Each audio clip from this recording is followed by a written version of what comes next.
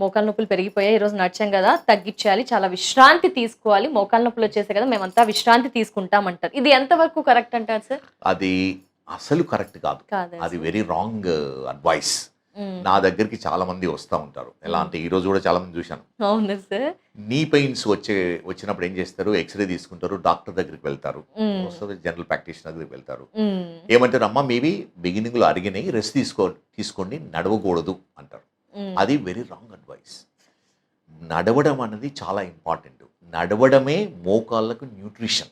Nutrition. మనము ఆకలైతే ఎలా తింటామో హ్మ్. మోకాళ్ళకు ఆకలైనప్పుడు నడవాలి. అవునా సార్? ఓకే. నడవాలి. ఎందుకంటే మోకాళ్ళ గుజ్జుకు రక్త ప్రసరణ ఉండదు. హ్మ్.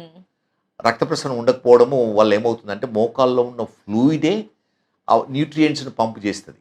అది మనం ఏమి నడవకుండా ఉంటే పంప్ చేయదు. హ్మ్. నడుస్తూ ఉన్నప్పుడే ప్రెషర్ వేరియేషన్ వల్ల న్యూట్రియంట్స్‌ను ఆ గుజ్జు తీసుకోగలుగుతది. హ్మ్. అందుకని నార్మల్ వాళ్ళకు కూడా నడవడం అనేది చాలా ఇంపార్టెంటు.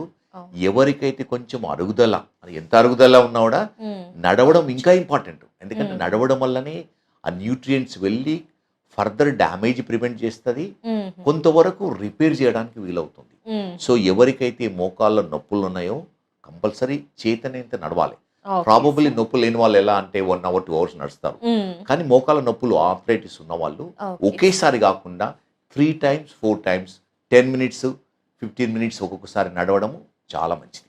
అది ఓకే. ఫర్దర్ డ్యామేజ్ ప్రివెంట్ అవుతుంది. హ్మ్. కొంతవరకు రిపేర్ కావడానికి వీలవుతుంది.